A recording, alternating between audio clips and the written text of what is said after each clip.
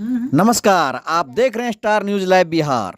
फॉरबिसगंज में हर वर्ष के तरह इस वर्ष भी दुर्गा पूजा प्रोत्साहन वितरण समारोह किया गया। इस मौके पर पहुंचे सांसद पप्पू यादव ने सीमांचल के समस्या के बारे में चर्चा करते हुए कोसी सीमांचल क्षेत्र के विकास पर लगे अंकुश और कोसी सीमांचल के पानी का भी चर्चा किया। सांसद ने बताया दुनिया का सबसे दूषित पानी है कोसी सीमांचल का। साथ ही अररिया के विकास के बारे में चर्चा किया। अररिया के वर्तमान राजनीतिक का निंदा करते हुए अररिया सांसद को सोशल मीडिया पर हो रहे वायरल बयान का काफ़ी निंदा किए। बोले अपने काम का चर्चा करना चाहिए। आज़ादी के बाद अब तक का विकास में बाधा आ रहा है। साथ ही फॉरबिसगंज का जनता से बोले जिस दिन फॉरबिसगंज का साथ मिल जाएगा तो सीमांचल का काया पलट बदल देंगे।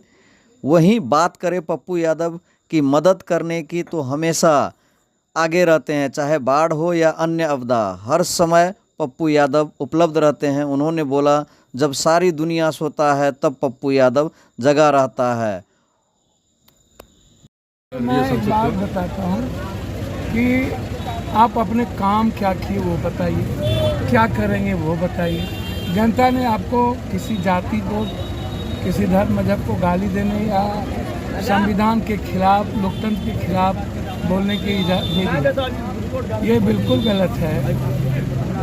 ऐसे लोग जिनकी दुकान बंद हो जाती है, जो विकास नहीं कर पाते हैं, जो आम आदमी के न्याय नहीं कर सकते हैं, जिस यहाँ पर इतने बड़े हत्यारे जेल में बैठ के मार दे व्यवसायी, जो ड्रग्स को नहीं रोक पाए, जो ड्रग्स का पैसा खाए, जो नेता लोग सभी लोग, जो स्मैक का पैसा पाए, जो अररिया में आज़ादी के बाद विकास नहीं हो पाया।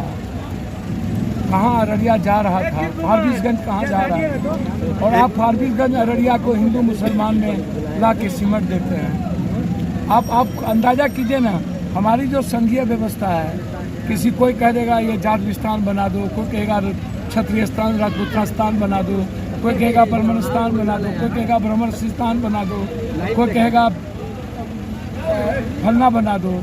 भैया संविधान किसी की आज़ादी में दखल देती है। किसी को ये कहने का राइट है कि यहाँ रहना होगा तो तुमको जात जात करना होगा, धर्म धर्म करना होगा। सनातन आज भी दुनिया में सबसे ज़्यादा विचार, सबसे ज़्यादा संस्कृति, सबसे ज़्यादा दुनिया में रेस्पेक्ट क्यों है? कारण क्यों हम दुनिया का सम्मान करते हैं, हम दुनिया की इज्जत करते हैं। ये बिल्कुल गलत है और इस पर मैं समझता हूँ एक स्टंट भी आज बना दिए पिस्टल वाला कि हमको कोई, भैया कौन आपको पिस्टल लेके जा रहा था? आपने कहाँ से पिस्टल ले आए भैया? आप पिस्टल ला करके ज़बरदस्ती थोप दिए। इससे पहले जो है किसको कर दिए? कौन है वो आदमी? क्यों आपको कोई पागल है? आपको जाएगा और आपको इतना आराम से आपको पिस्टल मिल गया।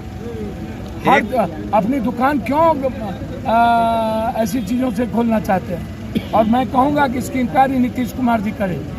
जिस तरह की बात, मैं तो बार बार बोला, मैं तो गिरिराज जी हमारे यहाँ भर दिन भुंजा खाते थे। अब गिरिराज जी खाए तो माथा पकड़िए अपने बच्चों का कि पप्पू यादव क्या भर दिन बैठ करके भुंजा खाते थे कि नहीं? क्या थे गिरिराज जी? हम भाई की तरह सम्मान करते हैं। हम वो कहते हैं बार बार लैंड जिहाद। तो भैया सरकार आपकी यदि कहीं लैंड जिहाद है और कुछ सारा माफिया के हाथ में तो है ही, तो कहीं लैंड जिहाद है तो आप ले लीजिए। आप इतना कमज़ोर क्यों हैं? 20 साल से आप सरकार में हैं, फिर कहते हैं आप लव जिहाद। तो भैया लव जिहाद है तो आप कानून करिए और फांसी दे दीजिए। कौन रोक रहा है आपको? आप नफरत कहाँ पड़ेगी? नफरत पैदा क्यों कर रहे हैं? लैंड जिहाद, लव जिहाद, फिर आप कहते हैं रहेंगी बांग्लादेशी। 200 सालों से आप 20 साल आपको हो गया तो आप आधार कार्ड, राशन कार्ड, आप सबको आप खत्म कर देते। आप बिना तथ्य के हमेशा गाली गलौज करिएगा। किसी को कहिएगा ये फलना जात नहीं है, किसी को कहिएगा फलना चीज़ नहीं है, तो इसका मतलब है सबसे कायर कमज़ोर है ना भाई। कहीं ना कहीं 2025 की चुनाव को टारगेट तो नहीं कर रहा है ये बार बार जो है। मैं एक बात आपको बता दूं, आप इस बात को समझिए कि मैं इतना जानता हूं, ऐसे लोग कमज़ोर और कायर निपुंसक होते हैं जो जाति, धर्म, मजहब का को अपना ताकत बनाते हैं और जाति को गाली देते हैं। हम फारबिसगंज और अररिया के विकास की बात करते हैं। जहाँ जाति धर्म की बात होगी वहाँ विकास की बात नहीं होगी और ऐसे लोगों पर कार्रवाई होनी चाहिए। अच्छा सांसद साहब, गलत अवधारणा। मैं इतना जानता हूँ कि जो लोग 20 सालों में दाऊद इब्राहिम को नहीं ला पाए, मैं समझता हूँ कि उससे ज़्यादा कायर कमज़ोर कोई नहीं। जो लोग भारत के जो लोग संविधान के विरोधी हैं बाहर बैठे हुए, चाहे वो दाऊद इब्राहिम हो चाहे कोई हो, इसका मतलब है इन लोग का पेशाब पेट में निकलता है दाऊद इब्राहिम के नाम से। क्यों नहीं लाए? कौन रोका आपको? क्यों सजा नहीं दिलवा रहे हो जो लोग यहाँ पैसा लूट के गए हैं? क्यों बाहर में जा करके बैठा हुआ है? क्यों कनाडा वाले से डरते हो? कौन रोक रहा है आपको? क्यों सजा नहीं देते हो? और 20 साल के बाद यदि आप कहते हो हिंदू खतरे में, तो आपको चुल्लू भर पानी में डूब के मर जाना चाहिए। और 122 करोड़ हिंदू है, सनातनी है, मात्र 18 करोड़ मुसलमान है, कैसे खतरे में है? एक सवाल सांसद, बौद्ध है, आदिवासी है, कैसे खतरे में है? ये इन लोगों की कुर्सी खतरे में है, इन लोगों की सियासत खतरे में है। इसलिए ये लोग धर्म मजहब को झोंकते हैं। और नीतीश कुमार से आग्रह करेंगे ऐसे लोगों को जेल में बंद करिए जो अमन के खिलाफ है, जो नफरत पैदा करता है, हमारे बच्चों में जहर पैदा करता है। ये गलत है। इसके तहत केस होना चाहिए कोर्ट में। संविधान के एक्ट के खिलाफ इन्होंने बात किया है, कानून के खिलाफ बात किया है। परमान नदी सहित अन्य नदियां जो है अररिया होकर के गुजरती है, तो कई गांव को अपने चपेट में ले लिया था, लेकिन मुख्यमंत्री जी कहते हैं कि बाढ़ नहीं आया। सर पप्पू यादव आए थे ना, हमको ना पता है। हम ना एक बासी डगरवा भैंसा रोता एक जगह खाना लेके पहुंचे थे ना, हमको ना पता है कि कहाँ पाया गया। परमान है, बलान है, दास है, केहर है, कन्हर है, सब कोसी है, बूढ़ी गंडक है, महानंदा है। एक नदी है क्या? हमारी जिंदगी तबाह है, फारबिसगंज की जिंदगी तबाह है। सदन नवंबर में परमान नदी जितने गांव को लिया है और जिस तरीके से फारबिसगंज का कटा हुआ है, नवंबर में तब तक हाउस नहीं चलने देंगे हम जब तक कोई निराकरण नहीं।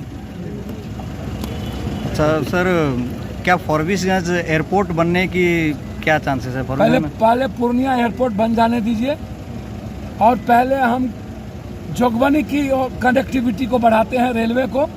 लगभग रेलवे को दिल्ली से, जोगबनी से दिल्ली जाए, इसकी शुरुआत हम करेंगे। आप चिंता मत करिए, इस इलाके के रेलवे की कनेक्टिविटी को पहले बढ़ाते हैं और उसके बाद जो रक्सौल से, गोरखपुर से जो एक्सप्रेसवे है उसको फारबिसगंज के लिए होके ले जाते हैं। पहले एक्सप्रेसवे को हमको फारबिसगंज होके गुजारने दीजिए, रेलवे को बढ़ाने दीजिए, ताकि फारबिसगंज और जोगबनी अररिया की ताकत बन सके। फारबिसगंज के लोग कई घंटे इंतजार करके आपको देखने के लिए, सुनने के लिए रुके हैं, उन लोगों को क्या कहना चाहेंगे? सर फारबिसगंज जिस दिन पप्पू यादव के साथ खड़ा हो गया, फारबिसगंज मेरा घर है, परिवार है, मैं बेटे की तरह हूँ। फारबिसगंज जिस प्रगति के साथ बढ़ रहा था वो रुका है। फारबिसगंज को बढ़ाने में आप हमारी आवाज़ नवंबर से सुनिएगा। फारबिसगंज का कृतज्ञ हमेशा रहा हूँ, हमेशा। और मैं आज भी कहता हूँ फारबिसगंज मेरे साथ खड़ा हो गया तो हम बिहार जीत गए। सर सामने दीपावली है और छठ है, इस मौके पर क्या कहना चाहिए? बहुत बहुत मुबारकबाद। एक लोगों को अमन की जरूरत है, किसी दूसरों के बयान पर ध्यान देने की जरूरत नहीं। हाथी चले बाजार, कुत्ता भूखे आजार, आकाश पे थूक फेंकने से कुछ नहीं होता। हम अपने युवा और बच्चों को कहेंगे कि किसी के कहने पर नफरत पैदा मत करिए, ये मेरा